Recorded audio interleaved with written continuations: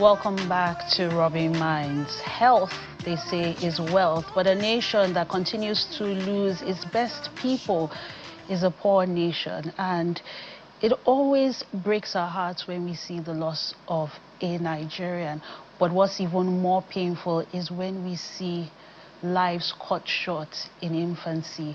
Indeed, the heaviest coffins to carry are usually the smallest coffins, and seeing images of little babies in body bags is just so heartbreaking. A Christmas tragedy when you're supposed to be celebrating the birth of Jesus Christ and you're making plans to bury your children. Social media has brought us closer to the problem that's Nigeria's very high level of infant mortality. And the sad thing is that this is just one case of parents who have decided to just share their grief and share their burden to Nigerians. We also saw what happened with Chimamanda Ngozi Adichie with the loss of her son. So it's almost like there's a question on our health facilities. There's a question on the negligence of some of our health professionals. Where are we as a nation when our infants, our children are no longer safe? Very, very heavy story that we saw. The 24th of December is a day that I know this family, Promise Samuel and his wife Ruth Promise, will never forget. They took their twins for a routine immunization, and the next day the twins passed. There are a lot of allegations on medical negligence, on safety or medical protocol, on just how we treat our citizens, our young ones in this country. And they're here today to share their story, to just set the record straight and to share what they've been through. I just want to say thank you, Promise Samuel and Ruth Promise. I know this is very hard, and thank you for speaking out, because a lot of people are going through the same things. And in your own words, would like to hear what exactly happened, on the 24th. Just walk us through the whole scenario. Okay.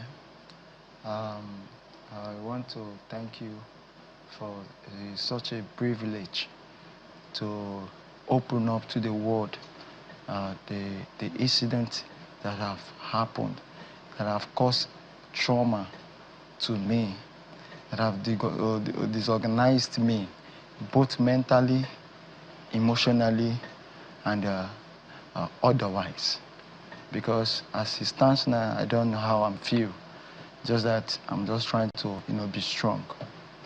On 24th of December, I and my wife, in the morning hours, as we usually do, we take care of our kids, we bed them, and we gave them food. That 24 was, they gave us dates. As usual, I've been following her from the day she was pregnant till the day she delivered. I was with her inside the labor room. So there is no story or gazing here, because I've been a part and a committed father in this thing. So on that 24th December, we left for immunization. I was playing with them on the road because the immunization center was close to my house. So, and we choose there because it is twins. Maybe I will not be around. Maybe when I will not be around, I don't know, she may take them there. That's why we choose there. It's not that we don't have other places that we can take them, but we choose there because of the closeness. And where is that place? It is Primary Health Center at Jambadi, Ojo Local Government of Lagos State. So when we went on that Thursday morning, that's Thursday morning on 24th, the babies were healthy. They were not running temperature. They were not sick. They were not vomiting, and they were not stooling. They were extremely healthy. So we, with all my joy inside me, is that let it not be that I don't want to fulfill the righteousness of immunizing my child at 9 months. If I had known that it would cause this tragedy to me, I wouldn't have gone. So going there on that Thursday, my wife, I told her that it has been long. We have not scaled these children. Let's scale them and know their weight. So we scaled the first person, which is the senior, which is testimony. We scaled him. He came up 8 points. 8 points. Then we scaled the second person. The scale of the second person is bigger than the scale of the senior. The second person is the junior. Then I and my wife were like, babe, this person is eating much than this person. At least the person that is eating much should have more weight than the one that is sucking breast, like the one that loves breast, because I know my children well. This one loves sucking breast. He can put his mouth on the breast all through the night. But this one, if you bring a bar, he will eat it. They have started eating. If you bring Indomie, he will eat it. So you know, you decided to get their weights checked. Yes. But let's go to the time of the immunization. Like, what was the service like? Have you ever gone for immunization? Was anything different at this particular time? And just talk us through the actual immunization and what happened the next day. Okay. So the immunization, after the lady gave us the injection, they started running temperature. She gave us a warm medicine, which is like a gelocin in round form. So she said, I and my wife, we should drink, or we should chew it. She gave my wife one, and she gave me one, and she break one. Say we should give the children half. That let them chew it.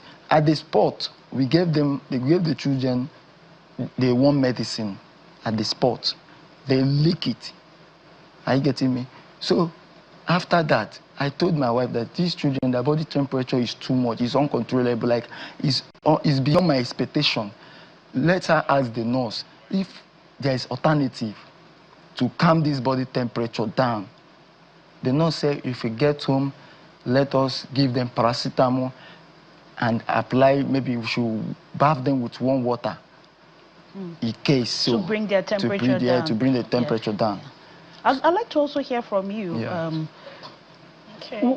Was it surprising that as soon as you gave them that gelocin, the temperatures rose? This won't be their first immunization. So what was different at this particular time? Well, what was different was when we got there, although that nurse, she's not the one that used to minister to us, so someone else. But that day, she was the one on seat. So we can't be choosing who is going to give us immunization and who is not. So when we sat down, because we normally go together, I see it, he carried the other one, I carried the other one. So she brought out the injection. She gave them 1 year, and on the lab. So 3 injections? Yes, 3 injections. So once she's done with one, I would give it to my husband and collect the other baby. So immediately we were done, we were still sitting down. They gave us nets. She said in the net that we don't know that we are collecting a lot of things today. They were going to pay 2,000 naira. And I was like, since I've been coming to this immunization, I've not paid up to this kind of amount. She was like, if I know I don't want to pay, I should. No, that was before she gave the second one. If I know I don't want to pay, since she has given the first one, I should just pay her 1,000 for the first one and take the second one out. Go. I was like, why would you say that kind of thing? Okay, give us, let's go. So when we're still sitting down, she gave us one white tablet. She didn't even tell us anything about it. I just felt like maybe because sometimes if I go there, they'll say, this one is for parents. Yes. This one is for mother. So she gave you the white tablets? She gave me 3. 3 white tablets? 3. She said I should take one. Yes. Another should take one. Then the remaining one, you should break it. Yes, and give to the babies. Okay. We didn't say anything. We gave them. Actually, before this thing, we have already scaled their weight. Yes, your husband said that too. When we finished, he was the one that carried the baby. So he was now saying the baby's running temperature. And I was like, okay, let me ask the nurse if there is anything that we can do. So I asked the nurse and she said we should give paracetamol. So when you got home, you gave the paracetamol? I actually didn't go home because I am a fashion designer. So there's somebody that I make clothes for that was having a little complaint. So I had to go to the shop to fix the clothes. Because that's on the 24th. We were spending the Xmas in my mom's place. So I had to finish up in time so that we can go there. So we went to the shop, getting there. My husband, he actually followed us, but he started sleeping. I told him to go home, that I'll be coming. Not up to an hour, they started throwing up, white, very thick. So vomiting a white... And they were sleeping. As they were throwing up? Yes. So, and the thing was smelling really bad. Yeah. This one would throw up. Before I would finish cleaning this one, the other one, the same thing. And I was like, okay, well, since I'm true, let us go home. So when we got home, the body was uncontrollable. But they had told you to give paracetamol? Yes, because when I went to the shop, I was not with paracetamol. Okay, so did you give them paracetamol when you got home? Yes, when I got home, I give them paracetamol, pour them warm water, which I always do because whenever they are running temperature, warm water, when I pour them warm water, I give them paracetamol, it calms down and they will sleep without disturbing. But that very day, they couldn't cry, they were weak. In fact, they could not even eat. And I was like, this lady said this vaccine does not disturb. And you had to even pay so much for it. So what now happened on Christmas Day? On that same 24th, when we went to my mom's place, later in the around 8, 9, I said, since they are awake, let me give them food. So when I went to carry one, immediately his too green, like it will just come out. All the old pampers everywhere will just... So like a case of diarrhea. So I clean him up and I feed the other one. In the night, all through, they didn't sleep. They were struggling. But I was alone in the house. I don't know what to do. But I kept on giving them that paracetamol because the paracetamol, like, that very day, I was even putting the paracetamol in my pocket. Let it not be as if maybe the place that I am and where they are, I was like, go and bring the paracetamol. It was inside my pocket. And these are your only children, right? No. Okay, so... But it's my husband's only children. Okay. Yeah. Your only children as a couple. Yeah. So, after that, I was like, the thing is so uncontrollable.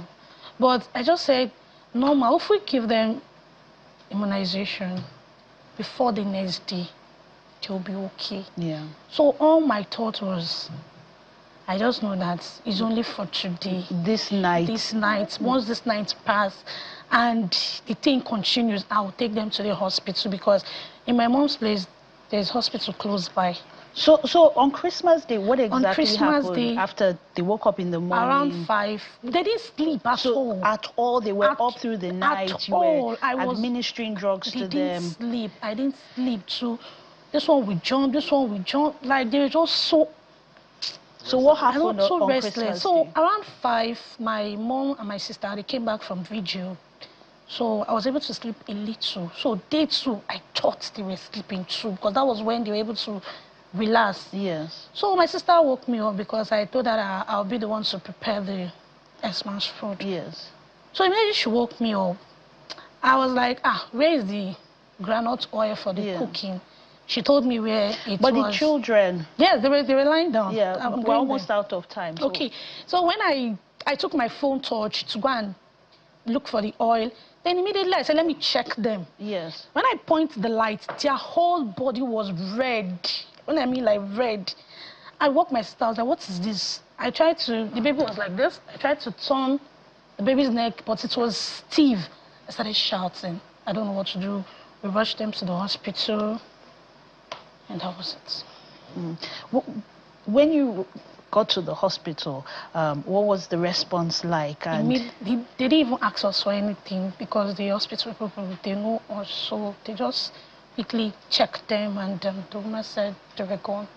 I still don't believe it. I took them to General Hospital and I'm so sorry. It was the same thing. Even that same Christmas day that we took them to Gondo, I started stooling too, myself. Uncontrollable. Like every minute I was stooling, every minute I was stooling. I don't know why. So this particular drug, this tablet that was given, have you heard back from the nurse to say, okay, this is what exactly it is? And also, you also took that tablet too as well. Like, I'm sure you have questions. Have you gotten any answers from the relevant authorities? Yeah, I took the tablet drug too. You know, that day, I'm a kind of person, my body, I'm not used to all these English drugs. So when I took it, when I was going home, like she said, when I was going home, I bought a hot drink, which I drank. I guess that was the reason why it didn't react on my body. But she was stooling all through that period. Even at the mortuary at Igondo, she was stooling in front of the corpse more than 3 times. Police people were there with us, so they can testify. So me, myself, I guess that the injection was the cause of the death. And the nurse is talking about food bacteria. She said food bacteria was the cause of the death of my children. Then I'm saying, okay, apart from the immunization, what about the worm medicine, which I've asked, I've researched, and people are telling me that before a child will be dewormed, it must reach up to 1 year. So there's so many questions that require answers. I'm so sorry about losing your twins, and I'm hoping that, sharing your story will have the relevant health authorities really address some of these issues.